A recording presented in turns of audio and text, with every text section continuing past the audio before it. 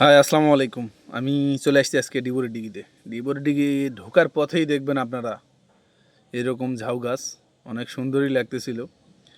তো ভিডিওতে আসলে বেশি সুন্দর সরাসরি দেখার থেকে। তো প্রথমে আমরা ডিবরের ডিগির মেন গেটে চলে আসলাম। দিকে ঢুকে আমরা ডাইন দিক দিয়ে যাওয়া শুরু করলাম। ডাইন দিক দিয়ে ঢুকার পরেই সোজাই আপনারা দেখতে পারেন চটপটি, ফুচকা, অনেক দোকান আর কি। দোকানটা দেখা শেষ হলো, তো ভিতরে ঢুকে গেলাম। ওই যে মাঝখানে দেখতেছেন আপনারা, যেটা ওটা হলো ডিবরের জাইট। তারপরে কিছু দূর গিয়েই দেখলাম যে সাঁওতাল সম্প্রদায়ের কিছু মহিলা তারা ধান লাগাইতেছে। যাক, মাশাআল্লাহ, খুব ভালোই লাগলো।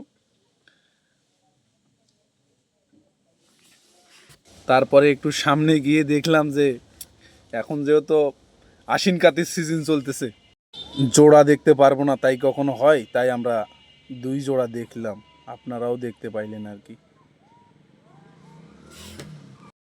সামনে 2টা ভাই আছে, তারা আমাদের বলতেছে, ভাই আমাদের ভিডিও করে কোনো লাভ নাই, পিছনে ভিডিও করেন। যাক, তারপরও তারা আমাদের ক্যামেরার মধ্যে বন্দি হয়ে গেল। এখন আপনারা দেখবেন তালের গাছের শোলে 2জন, মানে একজন ছেলে একজন মেয়ে দাঁড়ায় আমাদের বাপ দাদাদের আমলে যেটাকে বলা হতো নাং করা, সেটা এখন লাভ লাভ ভালোবাসা, মানে আর কি এটাই তারা করতেছিল আর কি। আপনারা এখন যেটা মনে করেন। আর ভাই রাস্তার কথা কি বলবো ভাই, রাস্তাটা খুব জটিল এবং মারাত্মক ছিল। মোটরসাইকেল চালাতে খুবই সমস্যা হচ্ছিল ভাই। আর আমি তো সচরাচর সময় পাই না, আজকে একটু সময় পাইছিলাম, তাই শালাকে নিয়ে ঘুরতে গেছিলাম আর কি। এই এই পাশেও ডিগিটির মানে আর কি তারা জমি চাষ করতেছে। মূলত এই ডিগির পানি দিয়েই তারা ধান চাষ করে থাকে। মানে যত জমি আবাদ হয় এখানে সব এই ডিগির পানি দিয়ে, আমি যতটুকু বুঝলাম আর কি।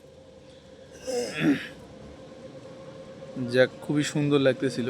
কৃষকেরা ভাত খাচ্ছিল রাস্তার সাইডে।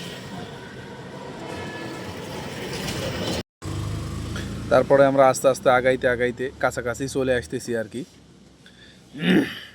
যারা বলে নারী পুরুষ সমান অধিকার, তাদের কাছে আমার একটাই আবদার, আপনারা এইখানেও সমান অধিকার চাইবেন। দেখেন, একটা মহিলা একাই ধান লাগাইতেছে ভাই। এরকম সমান অধিকার যদি কেউ চায়, আমি নির্দ্বিধায় দিতে চাই। তারপরে যাই হোক, আমরা কাছাকাছি চলে আসলাম। আপনারা আবার ডিবরের ওই জারটি দেখতে পাচ্ছেন। চলে আসছি একদম কাছাকাছি।